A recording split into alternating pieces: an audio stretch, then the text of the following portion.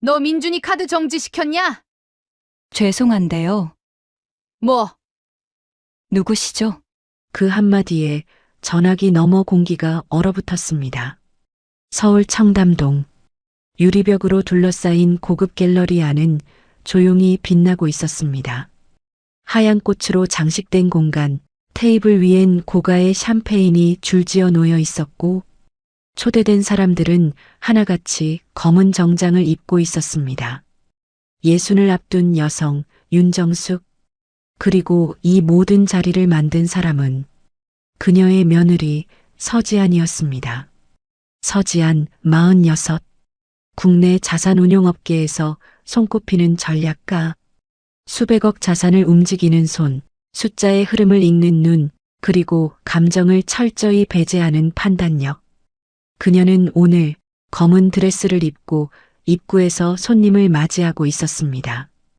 이 파티에 들어간 돈은 4,500만 원.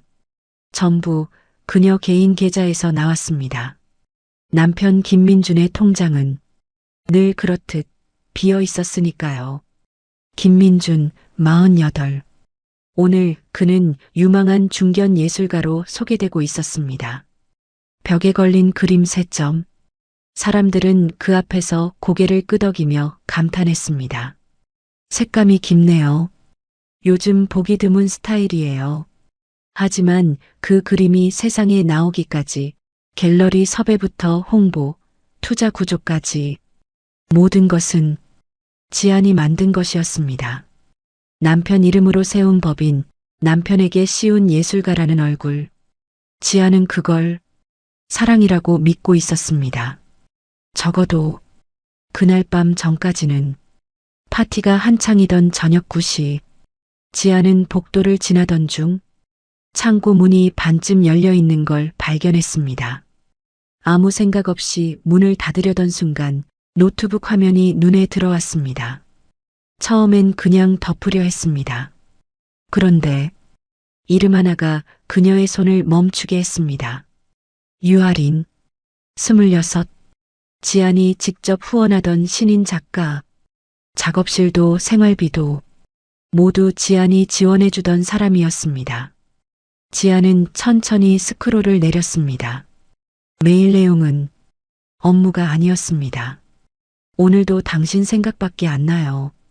당신이 없으면 아무것도 못해요. 손끝이 미세하게 떨렸습니다. 그리고 그 아래 첨부 파일 하나. 카드 결제네요. 다이아몬드 목걸이 1,200만 원. 구매자 김민준. 결제일. 결혼기념일. 그날 민준은 말했었습니다. 미안, 너무 바빠서 깜빡했어. 지안은 노트북을 덮지 않았습니다. 그대로 두고 문을 조용히 닫았습니다. 그리고 다시 파티장으로 걸어나갔습니다. 아무 일도 없다는 듯 미소를 지은 채 윤정숙은 사람들 사이에서 웃고 있었고 김민주는 평론가와 악수를 나누고 있었습니다. 지아는 그들을 바라봤습니다. 그리고 깨달았습니다. 10년 자신이 쌓아 올린 모든 것이 사실은 모래 위의 성이었다는 걸. 다음 날 아침 청담동 자택 거실. 햇빛이 길게 바닥을 가로지르고 있었습니다. 지아는 밤새 한숨도 자지 않았습니다. 눈을 감지 못한 이유는 슬픔이 아니라 계산이었습니다. 담보구조, 법인 지분, 명예 이전 가능성, 감정보다 숫자가 먼저 움직이고 있었습니다. 오전 10시 민준이 내려왔습니다. 나 할 말 있어. 지아는 돌아보지 않았습니다. 커피를 내려 테이블 위에 놓았습니다. 민준은 잠시 침묵하다 말했습니다. 하린이는 내 예술의 전부야. 지안의 손이 멈췄습니다. 당신이 너무 완벽해서 숨막혔어. 그리고 이어진 말. 이혼하자. 지안은 아무 말도 하지 않았습니다. 민준은 준비해온 서류를 꺼냈습니다. 재산 절반은 내 권리야. 차분한 목소리. 마치 오래 준비한 사람처럼. 그때 현관문이 열렸습니다. 윤정숙이 들어왔습니다. 상황을 보자마자 비웃었습니다. 그리고 지안에게 다가왔습니다. 내가 우리 아들 망쳐놨어. 손이 올라갔고 짝! 지안의 고개가 옆으로 돌아갔습니다. 민주는 그 장면을 보면서도 아무 말도 하지 않았습니다. 지안은 천천히 고개를 돌렸습니다. 눈물은 없었습니다. 입술 끝이 아주 미세하게 올라갔습니다. 그리고 말했습니다. 알겠습니다. 그 말은 패배가 아니라 시작이었습니다. 지안이 방으로 들어간 순간 문이 조용히 잠겼습니다. 밖에서는 여전히 윤정숙의 목소리가 들렸습니다. 저런 여자가 감히 우리 집안에 들어와서. 그 말은 끝까지 들리지 않았습니다. 지안은 서랍 깊숙한 곳을 열었습니다. 그 안에는 3년 전 혹시 몰라 받아두었던 명함 한 장이 있었습니다. 법무법인 태성. 그녀는 잠시도 망설이지 않고 전화를 걸었습니다. 서지안입니다. 목소리는 흔들리지 않았습니다. 이혼 진행하려고 합니다. 그리고 자산구조 재정리도 같이 들어가죠. 잠시 침묵. 수화기 너머에서 차분한 대답이 돌아왔습니다. 자료는 이미 갖고 계시죠? 지안의 입가가 아주 미세하게 올라갔습니다. 네, 전부요. 그날 이후 지안은 단 한 번도 감정을 드러내지 않았습니다. 대신 움직이기 시작했습니다. 조용하게, 정확하게. 첫 번째, 김민준 명의로 되어 있던 법인 3곳. 겉으로는 각각 독립된 회사였지만 실제로는 하나의 구조였습니다. 자금 출처는 전부 지안명의 담보대출, 즉 지안이 보증을 철회하는 순간 모든 법인은 즉시 유동성 위기에 빠지게 되어 있었습니다. 지안은 그 구조를 직접 설계한 사람이었습니다. 그리고 그 구조를 직접 끊어냈습니다. 두 번째, 청담동 저택. 윤정숙이 살고 있던 그 집 역시 실제 담보권자는 지안이었습니다. 결혼 초 가족이니까라는 말로 명의를 정리해둔 결과였습니다. 지안은 법원에 담보권 실행 신청서를 제출했습니다. 서류 한 장, 도장 하나, 그걸로 충분했습니다. 세 번째, 세무. 김민주는 한 번도 자신의 사업 구조를 제대로 들여다본 적이 없었습니다. 지안이 알아서 하겠지. 그 말이 그의 가장 큰 실수였습니다. 지안은 그가 놓쳐온 모든 흐름을 정리해서 하나의 파일로 만들었습니다. 그리고 그것은 익명 제보의 형태로 전달되었습니다. 모든 준비는 단 3주 만에 끝났습니다. 감정은 단 한 번도 개입되지 않았습니다. 그리고 정확히 한 달 뒤 6월 마지막 토요일, 인천공항. 와 드디어 간다. 유아린이 선글라스를 올리며 웃었습니다. 김민주는 그녀를 바라보며 만족스러운 표정을 지었습니다. 이제 우리 시작이야. 그의 옆에는 대형 캐리어 2개, 비즈니스 클래스 티켓, 그리고 자유. 그는 그렇게 믿고 있었습니다. 윤정숙도 함께 나왔습니다. 가서 제대로 쉬고 와라. 아들의 어깨를 두드리며 웃었습니다. 세 사람 모두 아무것도 모른 채. 문제는 그 다음이었습니다. 면세구역 입구. 민준이 카드를 꺼냈습니다. 이걸로 계산할게요. 직원이 카드를 긁었습니다. 빅. 고객님, 사용이 정지된 카드입니다. 민준이 웃었습니다. 아, 다른 카드로 할게요. 두 번째 카드. 빅. 이 카드도 정지 상태입니다. 세 번째 카드. 빅. 죄송합니다. 전부 사용이 불가능합니다. 공기가 조용히 식어갔습니다. 유아린의 표정이 굳었습니다. 오빠 뭐야 이거? 민주는 아무 말도 하지 못한 채 핸드폰을 꺼냈습니다. 은행 앱, 잔고 확인. 화면에는 단 2글자. 이용 정지. 그 순간 뒤에서 누군가가 다가왔습니다. 김민준 씨 맞으시죠? 짙은 남색 점퍼를 입은 남자들 4명. 그들은 신분증을 꺼내 보였습니다. 국세청 조사관입니다. 민준의 눈이 흔들렸습니다. 지금부터 귀하명의 법인에 대한 세무조사를 진행합니다. 서류가 눈앞에 펼쳐졌습니다. 관련 자료 제출 요청드리겠습니다. 유아린이 한 발짝 뒤로 물러났습니다. 윤정숙의 얼굴이 새하얗게 질렸습니다. 민주는 아무 말도 하지 못했습니다. 그때 유아린이 조용히 말했습니다. 나 화장실 좀. 그녀는 가방을 들고 사람들 사이로 사라졌습니다. 그녀는 돌아오지 않았습니다. 그로부터 2시간 뒤 민주는 알게 됩니다. 자신의 보조계좌에 있던 현금 2천만 원과 루비 반지 하나가 사라졌다는 것을. 그 시각 청담동 저택. 윤정숙이 현관 앞에 멈춰 섰습니다. 문 옆 기둥에 노란 종이 한 장이 붙어 있었습니다. 붉은 글씨, 경매 개시 결정 및 압류 통지서. 가방이 손에서 떨어졌습니다. 손이 떨렸습니다. 이게 뭐야? 그때 핸드폰이 울렸습니다.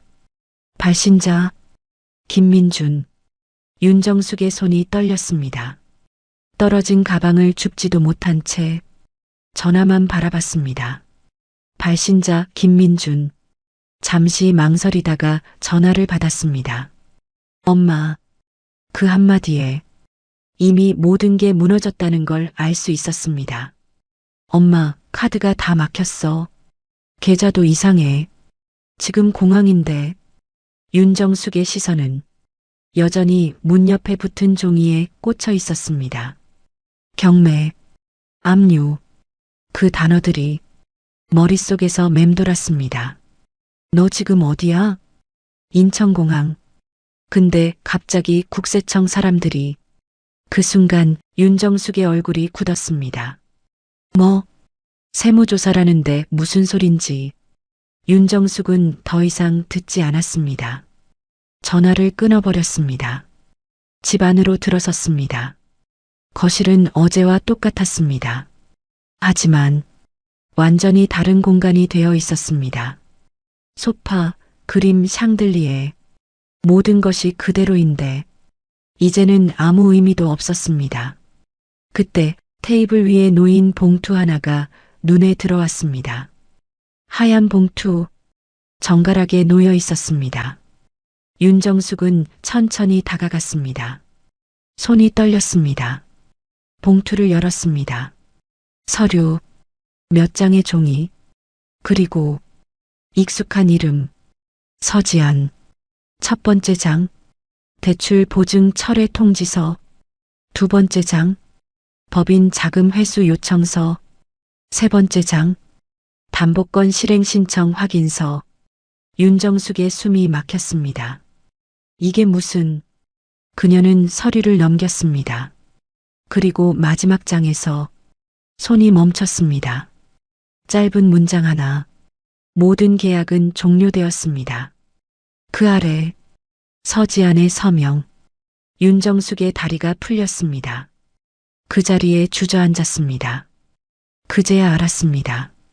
이게 단순한 이혼이 아니라는 걸. 한편 인천공항. 김민주는 조사관들 사이에 서 있었습니다. 손에는 아무것도 들려있지 않았습니다. 조금 전까지 들고 있던 삶이 모두 사라진 것처럼. 이 법인들 직접 운영하신 거 맞습니까? 조사관의 질문. 민주는 입을 열지 못했습니다. 머릿속이 하얘졌습니다. 운영? 구조? 자금 흐름? 그는 단 한 번도 그걸 스스로 생각해 본 적이 없었습니다. 자료 제출 안 하시면 강제 조사 들어갑니다. 차가운 목소리. 그때 민준의 머릿속에 한 사람이 떠올랐습니다. 서지안. 그는 천천히 핸드폰을 꺼냈습니다. 손이 떨렸습니다. 번호를 눌렀습니다. 신호음. 1번, 2번, 3번. 여보세요. 그녀의 목소리였습니다. 너무나 평온한, 너무나 익숙한. 지아나 나야. 잠시 침묵. 그리고 돌아온 말. 누구시죠? 그 한마디. 민준의 숨이 멎었습니다. 지아나 나야. 민준이야. 지금 상황이. 죄송한데요. 그녀의 말이 끊어 들어왔습니다. 차분하게, 조용하게. 제 번호 어떻게 아셨어요? 민준의 손이 굳었습니다. 이 번호는 개인용입니다. 업무 관련 아니면 연락 자제해 주세요. 지아나, 장난하지 마. 지금 장난 아닙니다. 짧은 정적, 그리고 이어진 한 문장. 이미 끝났잖아요. 통화가 끊겼습니다. 민주는 한동안 핸드폰을 귀에 댄 채 서 있었습니다. 아무 소리도 들리지 않았습니다. 주변 소음도 사람들 말소리도 전부 사라진 것처럼 그제야 알았습니다. 자신이 의지하고 있던 모든 것이 한 사람에게서 시작됐다는 걸, 그리고 그 사람이 떠났다는 걸. 그 시각, 서울 외곽 작은 오피스텔. 서지아는 창가에 서 있었습니다. 손에는 낡은 만년필 하나, 아버지가 남긴 것이었습니다. 테이블 위에는 노트북이 켜져 있었습니다. 여러 개의 창, 계좌 흐름, 법인 구조, 진행 상태. 하지만 그녀는 아무것도 확인하지 않았습니다. 확인할 필요가 없었습니다. 숫자는 이미 끝을 말해주고 있었으니까요. 그녀는 천천히 만년필을 돌렸습니다. 그리고 중얼거렸습니다. 이제 내 차례네. 7월 첫째 주 목요일 새벽 2시였습니다. 지안의 핸드폰이 울렸습니다. 모르는 번호. 1번, 2번, 3번째 진동이 울릴 때 그녀는 화면을 눌렀습니다. 여보세요. 수화기 너머 낯선 목소리가 들렸습니다. 여기 대학병원 응급실입니다. 윤정숙 보호자분 맞으신가요? 지안의 눈이 아주 미세하게 흔들렸습니다. 아닙니다. 짧게 대답하려던 순간 간호사의 말이 이어졌습니다. 환자분이 뇌졸중 의심 증세로 이송되셨습니다. 현재 의식이 불안정하시고 즉각적인 수술 결정이 필요합니다. 지아는 아무 말도 하지 않았습니다. 등록된 보호자 연락처가 이 번호 하나라서요. 가능하시면 바로 와주셔야 합니다. 통화가 끊겼습니다. 방 안은 조용했습니다. 벽식의 초침 소리만 규칙적으로 흘렀습니다. 지아는 한동안 그 자리에 서 있었습니다. 30초 혹은 그보다 조금 더. 그리고 움직였습니다. 망설임은 없었습니다. 병원 복도, 형광등 불빛이 차갑게 바닥을 비추고 있었습니다. 응급실 앞 의자에는 아무도 없었습니다. 김민준도 그의 주변 사람들도. 지아는 접수 창구 앞에 섰습니다. 환자 윤정숙. 직원이 서류를 꺼냈습니다. 수술 동의서입니다. 보호자 서명이 필요합니다. 펜이 건네졌습니다. 지아는 서류를 들고 천천히 걸음을 옮겼습니다. 중환자실 앞 유리 너머로 윤정숙이 보였습니다. 산소 마스크를 쓴 채 힘없이 누워 있었습니다. 한 달 전 그 손이 자신의 뺨을 때렸습니다. 지아는 잠시 그 장면을 떠올렸습니다. 하지만 표정은 변하지 않았습니다. 면회는 짧게 허용되었습니다. 지안이 안으로 들어갔습니다. 윤정숙의 눈이 천천히 열렸습니다. 그리고 지안을 알아봤습니다. 눈동자가 흔들렸습니다. 입이 움직였습니다. 마스크 너머로 겨우 들리는 한 단어. 수술비. 지아는 아무 말도 하지 않았습니다. 대신 핸드폰을 꺼냈습니다. 영상 하나가 재생되었습니다. 인천공항. 조사관들에게 둘러싸인 김민준. 그리고 반대 방향으로 조용히 걸어나가는 유아린의 뒷모습. 지아는 그 화면을 윤정숙의 눈높이에 맞췄습니다. 이게 현실입니다. 목소리는 차갑지도 떨리지도 않았습니다. 그저 사실을 전달하는 사람의 톤이었습니다. 윤정숙의 눈에서 눈물이 흘렀습니다. 산소 마스크가 미세하게 흔들렸습니다. 지아는 영상을 껐습니다. 더 이상 설명하지 않았습니다. 그리고 돌아섰습니다. 다시 접수 창구.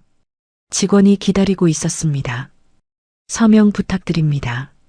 지아는 펜을 들었습니다. 서류 위에 올렸습니다. 잠시 멈췄습니다.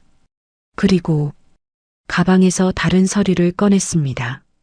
공증 문서, 이혼 후 법적관계 완전 해소 확인서. 지아는 그 서류를 펼쳤습니다. 서명란에 또박또박 이름을 적었습니다. 서지안. 그리고 직원에게 내밀었습니다. 저는 이분의 보호자가 아닙니다. 직원이 당황했습니다. 네, 법적으로 아무 관계 없습니다. 잠시 정적. 직원이 서류를 받아들었습니다. 눈으로 내용을 확인했습니다. 그리고 아무 말도 하지 못했습니다. 지아는 가방을 들었습니다. 뒤돌아섰습니다. 복도를 걸었습니다. 발걸음은 빠르지 않았습니다. 그렇다고 느리지도 않았습니다. 엘리베이터 앞 버튼을 눌렀습니다. 잠시 후 문이 열렸습니다. 지안이 안으로 들어갔습니다. 거울에 비친 자신의 얼굴을 봤습니다. 눈물도 없고 웃음도 없었습니다.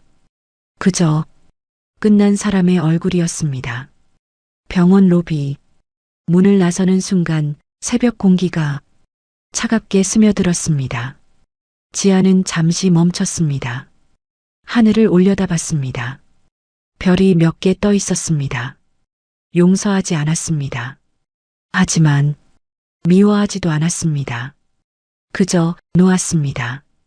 10년이라는 시간을 그 병원 복도에 조용히 내려놓고 나온 것이었습니다. 지아는 다시 걸었습니다. 아무도 없는 새벽길을 혼자 똑바로. 그날 이후 그녀는 단 한 번도 뒤를 돌아보지 않았습니다. 1년이 지났습니다.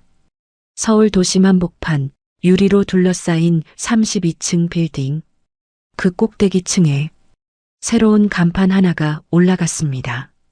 서지안 투자자문. 누군가의 아내도 누군가의 며느리도 아닌 오직 자기 이름 세 글자로 세운 회사였습니다. 개업 첫날 업계 관계자 100여 명이 몰렸습니다. 지안 대표 돌아왔대. 이번엔 혼자 한다며? 사람들의 시선이 한 곳으로 모였습니다. 서지안. 단정한 재킷 차림, 흔들림 없는 눈빛. 예전과 같은 사람이었지만 완전히 다른 사람이었습니다. 그녀는 더 이상 누군가를 위해 숫자를 움직이지 않았습니다. 자신이 옳다고 믿는 방향으로만 판단하는 사람이 되어 있었습니다. 그리고 단 3개월 업계 최단기 흑자 전환. 뉴스가 쏟아졌습니다. 신화적인 복귀, 냉정한 전략가의 귀환. 인터뷰 요청이 이어졌습니다. 카메라 앞 기자가 물었습니다. 가장 힘들었던 순간은 언제였습니까? 지아는 잠시 생각했습니다. 그리고 말했습니다. 내가 나를 가장 작게 여겼던 순간들이요. 짧은 대답. 하지만 그 말은 빠르게 퍼졌습니다. 그 인터뷰는 대형 전광판 광고로 제작되었습니다. 서울 시내 곳곳 사람들이 오가는 거리 위로 그녀의 얼굴이 떠올랐습니다. 같은 시각 서울 외곽의 골목 낡은 리어카 하나가 천천히 움직이고 있었습니다. 폐지를 가득 실은 채 허리가 굽은 노인, 윤정숙이었습니다. 뇌졸중 이후 왼쪽 손은 제대로 움직이지 않았습니다. 청담동 저택은 이미 경매로 넘어갔고 아들 김민주는 끝내 돌아오지 않았습니다. 연락하던 사람들도 하나둘 끊겼습니다. 남은 것은 리어카 하나와 조용한 골목뿐이었습니다. 그녀의 발걸음이 멈췄습니다. 고개를 들었습니다. 골목 끝 대형 전광판, 그 화면 속에서 서지안이 웃고 있었습니다. 단정한 모습, 흔들림 없는 눈빛, 그리고 완전히 다른 세계. 윤정숙은 한참을 바라봤습니다. 입을 열지 못했습니다. 눈물인지 바람인지 모를 것이 조용히 흘러내렸습니다. 다시 리어카 손잡이를 잡았습니다. 아무 말도 하지 않은 채 다시 걸었습니다. 한편 경기도 외곽 공사 현장, 김민주는 쓴 채 앉아 있었습니다. 막노동을 시작한 지 6달째. 점심시간 컨테이너 휴게실 동료가 핸드폰을 내밀었습니다. 야, 이거 봐. 뉴스 기사. 서지안 대표 올해의 금융인 선정. 사진 속 그녀는 너무나 선명했습니다. 민준의 손이 멈췄습니다. 숟가락이 그대로 떨어졌습니다. 그는 아무 말도 하지 못했습니다. 그제야 알 것 같았습니다. 자신이 무엇을 버렸는지, 그리고 그게 얼마나 큰 것이었는지. 하지만 이미 늦었습니다. 그 무렵 인천공항 서지안은 혼자 앉아 있었습니다. 작은 캐리어 하나, 단정한 옷차림, 행선지, 포르투갈, 누군가와 함께 가는 여행이 아니었습니다. 누군가를 위한 여행도 아니었습니다. 처음으로 오직 자신을 위한 길이었습니다. 탑승구 앞, 지아는 가방에서 만년필을 꺼냈습니다. 작은 수첩, 한 페이지를 펼쳤습니다. 그리고 천천히 적었습니다. 누군가의 배경이 아닌 오롯이 나의 계절을 살겠다. 펜을 닫았습니다. 수첩을 덮었습니다. 창밖 활주로 위로 비행기 한 대가 이륙하고 있었습니다. 지아는 그 비행기를 끝까지 바라봤습니다. 그리고 아주 천천히 자리에서 일어났습니다. 탑승 안내 방송, 캐리어를 끌었습니다. 걸음은 가벼웠습니다. 뒤를 돌아보지 않았습니다. 그녀의 계절은 이미 시작되고 있었으니까요. 탑승구를 통과하는 그 뒷모습은 어떤 꽃보다 선명했고 어떤 계절보다 단단했습니다. 복수는 상대를 무너뜨리는 것이 아니었습니다. 자신이 다시 빛나는 자리로 돌아오는 것. 그리고 그녀는 마침내 자기 인생의 중심으로 돌아왔습니다. 여러분이라면 어떻게 하셨을 것 같으세요? 끝까지 끊는 게 맞다고 보세요? 아니면 한 번쯤은 돌아봤어야 했을까요? 여러분 생각 댓글로 꼭 남겨주세요. 그날 그녀는 일부러 맞았습니다.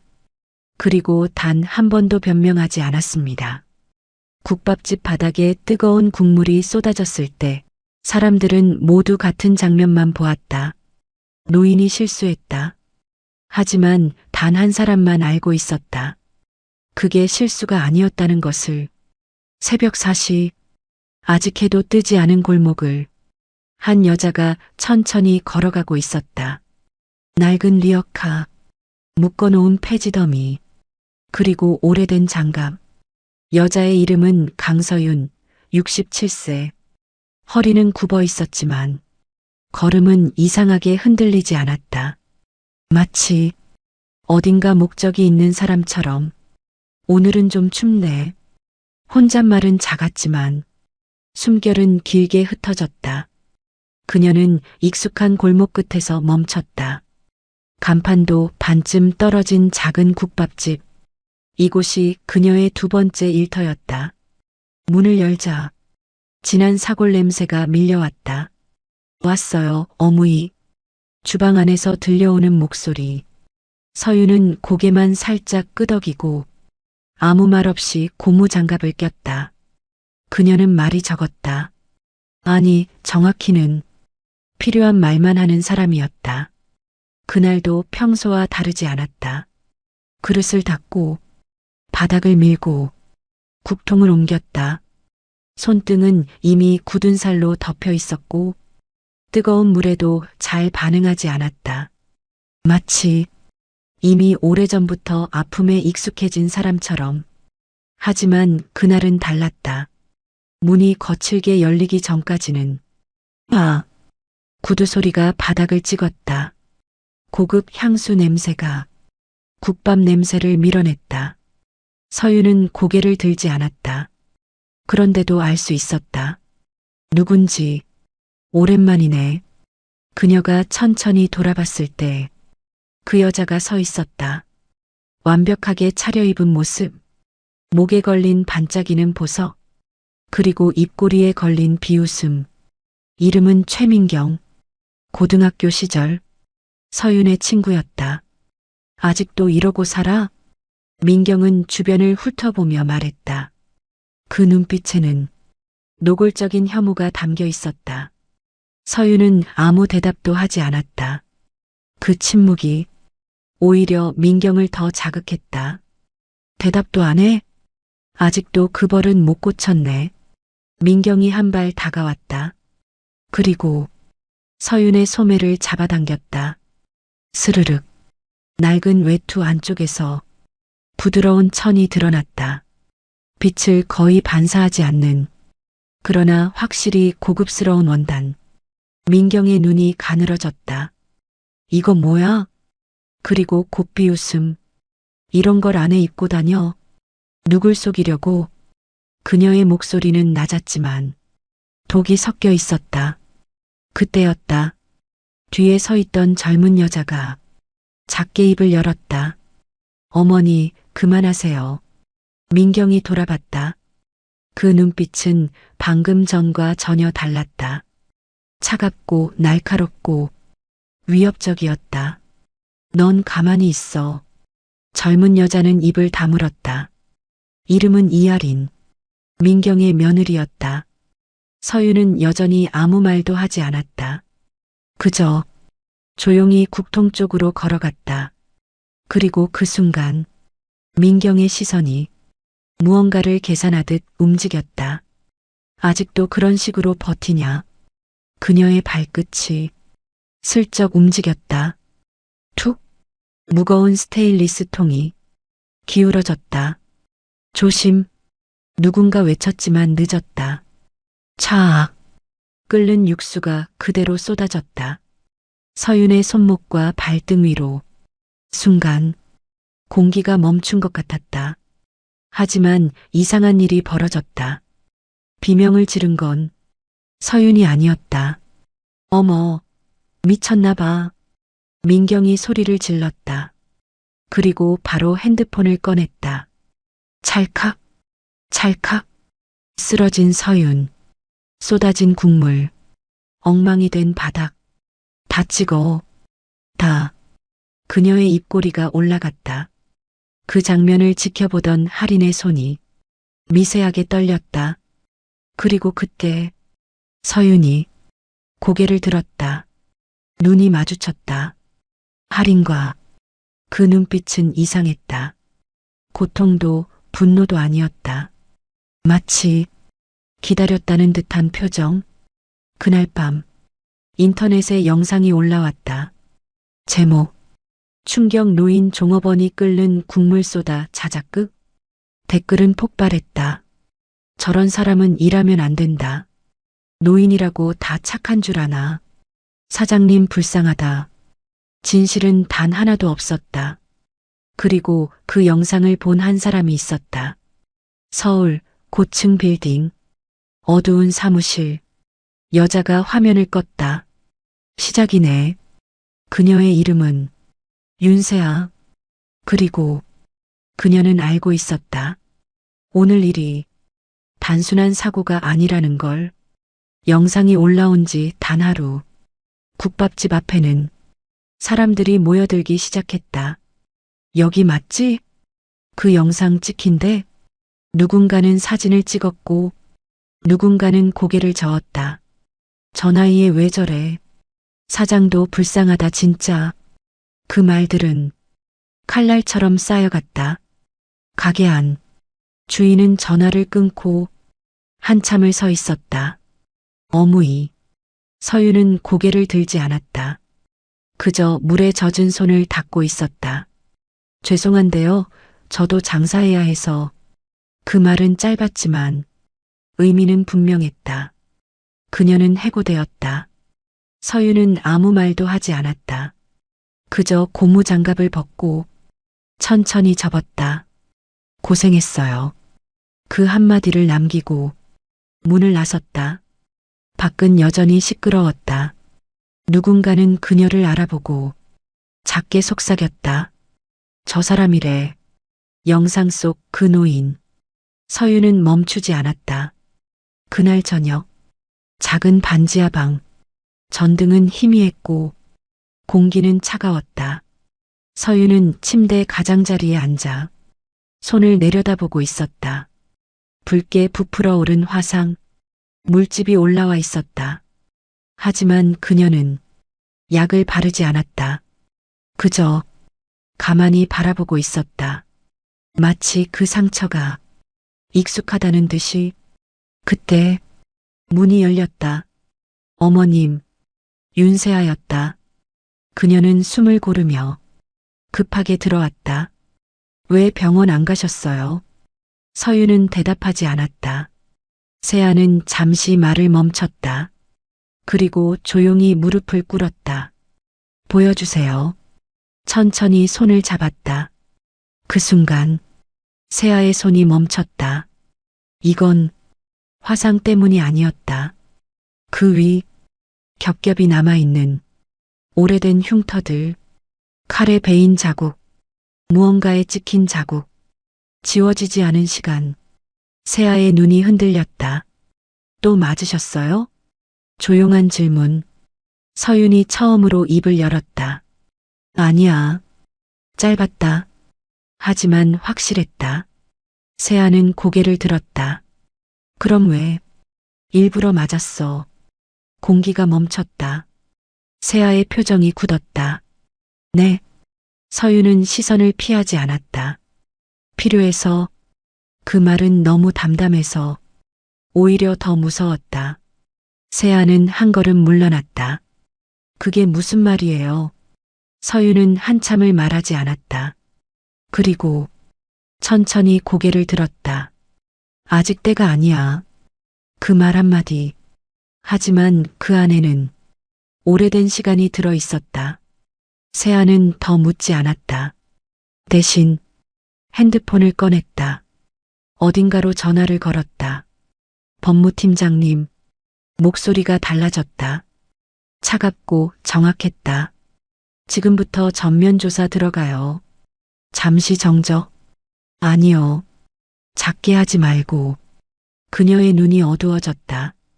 전부 다 뒤집어요. 전화를 끊었다. 그리고 다시 서윤을 봤다. 이번엔 제가 할게요. 서윤은 아무 말도 하지 않았다. 그저 작게 고개를 끄덕였다. 그 시각 강남의 한 호텔. 최민경은 웃고 있었다. 영상 반응 봤어? 옆에 앉은 사람들이 맞장구를 쳤다. 완전 터졌던데요. 조회수 장난 아니에요. 민경은 와인을 들었다. 사람들은 단순해서 좋아. 입꼬리가 올라갔다. 보여주는 대로 믿거든. 그녀의 눈은 이미 다음을 계산하고 있었다. 이걸로 한 번 더 밀면. 혼잣말처럼 중얼거렸다. 그때 옆에 있던 할인이 조용히 물었다. 그만하시면 안 돼요? 민경이 고개를 돌렸다. 뭐? 할인은 눈을 마주치지 못했다. 그분 많이 다치셨어요. 짧은 침묵. 그리고 짝! 소리가 작게 울렸다. 할인의 고개가 돌아갔다. 쓸데없는 소리 하지 마. 민경의 눈은 식어 있었다. 넌 시키는 것만 해. 할인은 아무 말도 하지 않았다. 하지만 그녀의 손이 꽉 쥐어졌다. 손바닥 안쪽 작은 USB가 눌려 있었다. 다음 날 루나 본사 회의실 윤세아는 서류를 넘기고 있었다. 도박 기록 확인됐습니다. 법무팀장이 말했다. 해외 불법 사이트 이용. 금액은 상당합니다. 다른 직원이 말을 이었다. 자금 흐름도 이상합니다. 법인 자금이 섞여 있습니다. 세아는 아무 말도 하지 않았다. 그저 파일을 한 장 넘겼다. 그 안에는 사진 한 장이 있었다. 오래된 사진, 젊은 여자, 그리고 피를 흘리고 있는 또 다른 여자. 세아의 시선이 멈췄다. 이거 언제 거죠? 약 40년 전으로 추정됩니다. 정적? 세아의 손이 멈췄다. 확실해요? 네. 그리고 팀장이 조심스럽게 말했다. 피해자가 어머님으로 보입니다. 그 순간 세아의 눈이 완전히 식었다.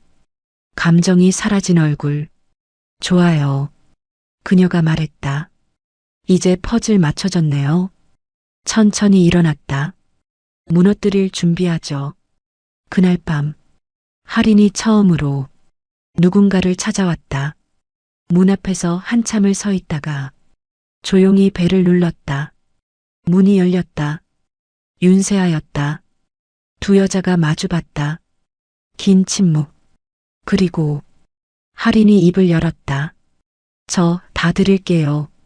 그녀의 손이 떨리고 있었다. 대신 눈을 들었다. 처음으로 이번엔 끝내주세요. 세아는 잠시 그녀를 바라봤다. 그리고 옆으로 비켜섰다. 들어오세요. 문이 천천히 닫혔다. 그 안에서 모든 게 시작되고 있었다. 문이 닫히자 방 안 공기가 달라졌다. 조용했다. 하지만 그 침묵은 편안한 종류가 아니었다. 할인은 가방을 꽉 쥔 채 서 있었다. 앉으세요. 윤세아의 목소리는 차분했다. 할인은 천천히 앉았다. 손이 계속 떨리고 있었다. 괜찮아요. 세아가 물 한 잔을 내밀었다. 하지만 할인은 쉽게 손을 내밀지 못했다. 그 사람 언제부터였어요? 질문은 부드러웠지만 핵심을 찔렀다. 할인의 입술이 미세하게 떨렸다. 결혼하고 나서요. 처음엔 말뿐이었어요. 그녀의 시선이 바닥으로 떨어졌다. 돈 얘기, 체면 얘기, 남편보다 더 성공해야 된다고 손이 더 세게 쥐어졌다.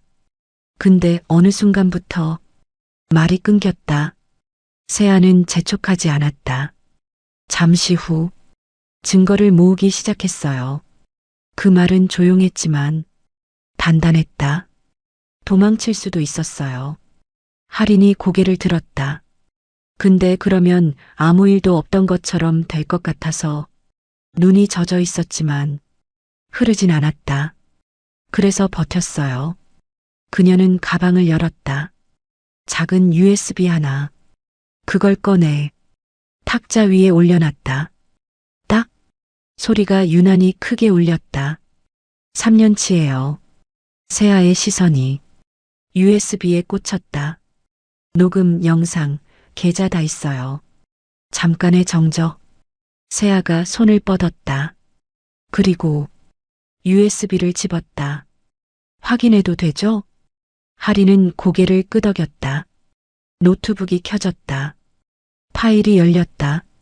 첫 번째 영상. 거실. 민경의 목소리가 들렸다.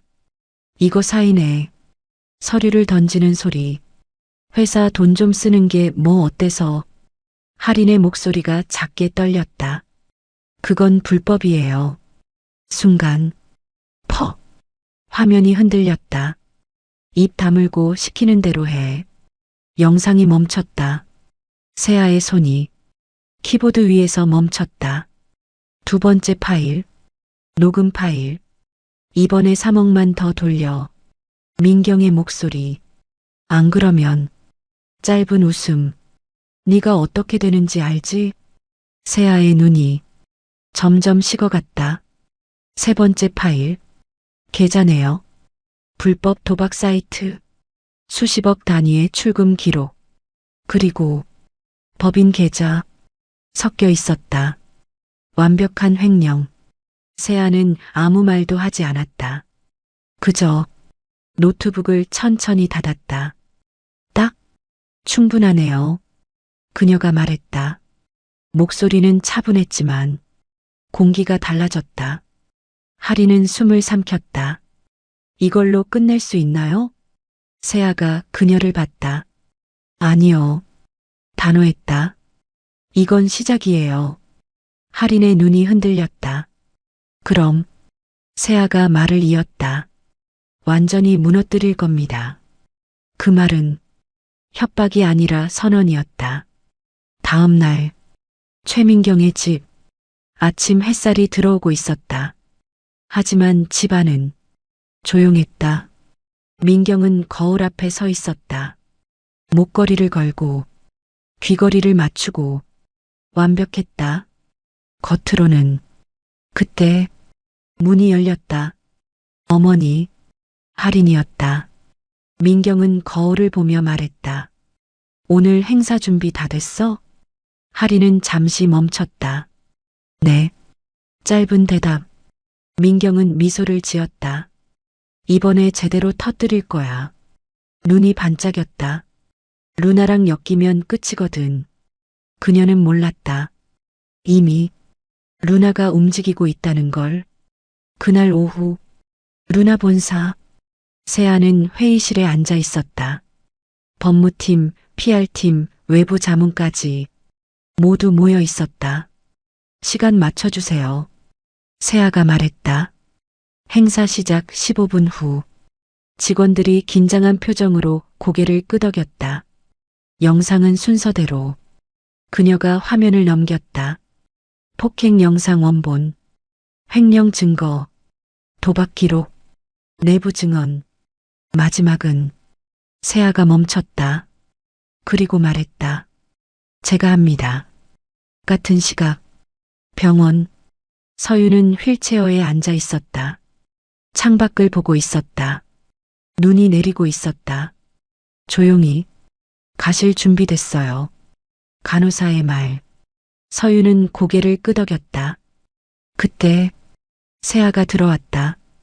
두 사람의 눈이 마주쳤다. 말은 없었다. 하지만 충분했다. 세아가 말했다. 오늘이에요. 서유는 잠시 눈을 감았다. 그리고 천천히 떴다. 그래. 짧은 대답. 하지만 그 안에는 40년이 담겨 있었다. 저녁. 강남의 특급 호텔. 샹들리에가 빛나고 있었다. 사람들이 모여들었다. 투자자, 기자, 관계자들. 200명이 넘었다. 무대 위 최민경이 올라섰다. 완벽한 미소. 오늘 와주셔서 감사합니다. 박수가 터졌다. 그녀는 확신하고 있었다. 오늘이 다시 올라가는 날이라고. 하지만 연회장 뒤쪽 문이 조용히 열리고 있었다. 아무도 아직 눈치채지 못했다. 천천히 휠체어 하나가 들어왔다. 그리고 그 뒤를 걷는 한 여자. 검은 수트, 흔들림 없는 표정. 윤세아였다. 이제 돌이킬 수 없었다. 연회장 문이 닫히는 순간 공기의 흐름이 바뀌었다. 하지만 아무도 아직 눈치채지 못했다. 무대 위 최민경은 여전히 웃고 있었다. 이번 프로젝트는 그때였다. 또각, 또각, 구두 소리가 뒤쪽에서 울렸다. 한 사람, 두 사람. 고개가 돌아가기 시작했다. 그리고 시선이 멈췄다. 휠체어, 그 위에 앉은 노인, 붕대 감긴 손, 단정한 외투, 강서윤, 웅성거림이 퍼졌다. 저 사람, 영상에 나오던 민경의 표정이 굳었다. 뭐야 저거. 그녀가 작게 중얼거렸다. 경비, 손짓했다. 하지만 아무도 움직이지 않았다. 이미 늦었다. 윤세아가 무대 앞으로 걸어 나왔기 때문이다. 그녀는 자연스럽게 마이크를 들었다. 탁! 소리가 울렸다. 연회장이 조용해졌다. 죄송합니다. 세아의 목소리는 차분했다. 잠깐 시간 좀 쓰겠습니다. 민경이 다가왔다. 지금 뭐하는? 세아가 눈을 마주쳤다. 단 한 번. 그 순간 민경의 말이 멈췄다. 이상하게도 아무 말도 할 수 없었다. 세아가 입을 열었다. 여러분께 소개할 분이 있습니다. 손을 들어 뒤를 가리켰다. 강서윤님입니다. 사람들의 시선이 쏠렸다. 루나의 초기 투자자이자 잠깐의 정적, 현재 최대 개인 주주입니다. 정적? 완전히 연회장이 얼어붙었다. 민경의 얼굴에서 피가 빠졌다. 말도 안 돼. 누군가 숨을 삼켰다. 기자들이 서로를 쳐다봤다. 저 사람이? 그 노인이? 세아가 말을 이었다. 그리고 그녀의 눈이 민경을 향했다. 제 어머님입니다. 순간 현실이 무너졌다. 민경의 다리가 미세하게 떨렸다. 그때 스크린이 켜졌다. 이제 진짜 이야기를 시작하겠습니다. 첫 번째 영상, 국밥집. 하지만 이번엔 편집되지 않은 원본, 민경의 발이 국통을 차는 장면. 또렷하게, 저거 일부러. 웅성거림이 커졌다. 두 번째, 녹음 파일. 3억 더 돌려. 안 하면 네가 어떻게 되는지 알지? 민경의 목소리. 세 번째, 계좌 내역. 도박 사이트. 수십억. 그리고 법인 자금. 연회장 분위기가 바뀌었다. 사람들이 자리에서 일어나기 시작했다. 이건 완전 범죄잖아. 민경이 마이크를 잡으려 했다. 하지만 손이 떨렸다. 잡히지 않았다. 마지막입니다. 세아의 목소리가 울렸다. 화면이 바뀌었다. 할인이 등장했다. 직접 영상 속에서 전부 사실입니다. 그녀의 목소리는 떨렸지만 눈은 흔들리지 않았다. 3년 동안 기록했습니다. 잠시 멈췄다. 도망치지 않으려고. 그 한마디, 연회장 전체가 조용해졌다. 그리고 마지막 장면, 감정사 보고서, 민경의 목걸이, 고급 유리 제품으로 확인됩니다. 순간, 피식, 누군가 웃었다. 그리고 웃음이 퍼졌다. 차갑고 날카롭게 민경의 손이 목걸이를 잡았다. 아니야. 작게 중얼거렸다. 이거 진짜야. 하지만 아무도 믿지 않았다. 민경의 시선이 할인에게 꽂혔다. 너. 할인은 피하지 않았다. 처음으로 똑바로 마주봤다. 그 눈빛에는 두려움이 없었다. 그 순간 민경의 무릎이 꺾였다. 툭! 그녀가 무대 위에 주저앉았다. 그리고 기어갔다. 천천히 서윤이 있는 쪽으로. 사람들 앞에서, 200명 앞에서. 서윤아. 목소리가 갈라졌다. 한 번만. 말이 이어지지 않았다. 서윤은 내려다봤다. 말이 없었다. 아무 표정도 없었다. 긴 침묵. 그리고 처음으로 입을 열었다. 늦었어. 단 3글자. 그 말은 용서가 아니었다. 선고였다. 그 순간 모든 게 끝났다. 그날 이후 최민경이라는 이름은 뉴스에서 사라졌다. 대신 다른 곳에 등장했다. 법원 공고문, 압류 목록, 수사 기사, 불법 도박 및 횡령 혐의. 한 줄 한 줄이 그녀의 인생을 지워갔다. 자산은 전부 동결됐다. 아파트, 별장, 차량, 모두, 사람들도 사라졌다. 어제까지 옆에 있던 사람들, 웃으며 잔을 부딪히던 사람들, 단 한 명도 남지 않았다. 겨울, 작은 방, 난방도 제대로 되지 않는 공간. 최민경은 바닥에 앉아 있었다. 손에는 그 가방, 동대문에서 바꿔치기 당했던 짝퉁 명품 가방. 그녀는 그걸 끌어안고 있었다. 이건 진짜야. 중얼거렸다. 하지만 자기 자신조차 믿지 못하는 목소리였다. 방 한쪽에는 컵라면 몇 개, 그리고 오래된 잡지, 화려했던 시절의 사진들이 남아 있었다. 민경은 잡지를 펼쳤다. 사진 속 자신, 웃고 있었다. 완벽한 모습, 내가 맞지? 손이 떨렸다. 그리고 천천히 고개를 숙였다. 그녀는 그제야 알았다. 진짜였던 건 단 하나도 없었다는 걸. 같은 시각, 병원, 강서윤은 창가에 앉아 있었다. 눈이 내리고 있었다. 조용히 퇴원 준비하셔야 합니다. 간호사의 말. 서윤은 고개를 끄덕였다. 그때 문이 열렸다. 윤세아, 그리고 할인이었다. 세 사람의 시선이 마주쳤다. 잠시 아무 말도 없었다. 먼저 입을 연 건 서윤이었다. 밥은 먹었어? 짧은 한마디. 세아가 웃었다. 할인도 처음으로 웃었다. 그 질문 하나에 모든 게 담겨 있었다. 걱정, 연결, 그리고 사람.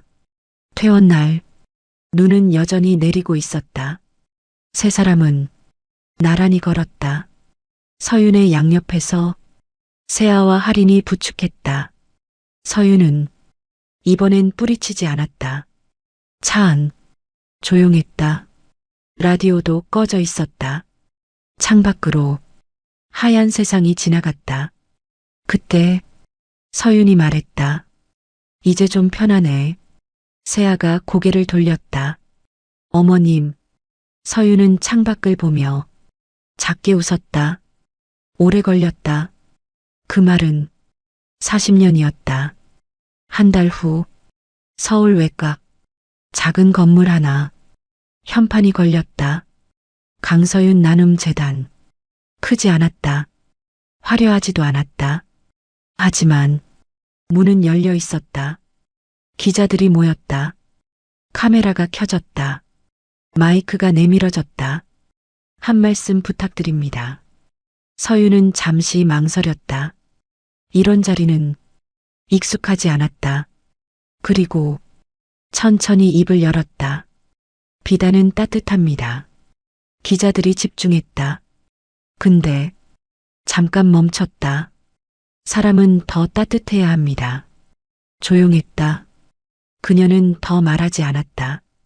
그날 이후 재단의 첫 일이 시작됐다. 바로 그 골목, 국밥집이 있던 곳. 이번엔 다른 모습이었다. 무료 급식 차량, 긴 줄, 어르신들, 그리고 앞치마를 두른 서윤. 국자를 들고 있었다. 한 사람 한 사람 눈을 보고 국밥을 담았다. 말은 없었다. 하지만 손이 따뜻했다. 옆에서 할인이 김치를 덜었다. 뒤에서 세아가 음료를 나눴다. 세 사람은 아무 말도 하지 않았지만 완전히 연결되어 있었다. 아이고 맛있다. 한 할머니가 말했다. 사람 손맛이네. 서윤이 멈췄다. 그리고 작게 웃었다. 그 웃음은 그녀 인생에서 가장 편안한 표정이었다. 눈이 계속 내렸다. 골목 위로, 차량 위로, 사람들 위로, 그리고 국자를 든 한 사람 위로. 화려한 옷도 비싼 보석도 없었지만 그 누구보다 빛나고 있었다. 오늘도 끝까지 함께 해주셔서 고맙습니다. 구독과 좋아요도 꾹꾹 눌러주시면 감사드리겠습니다.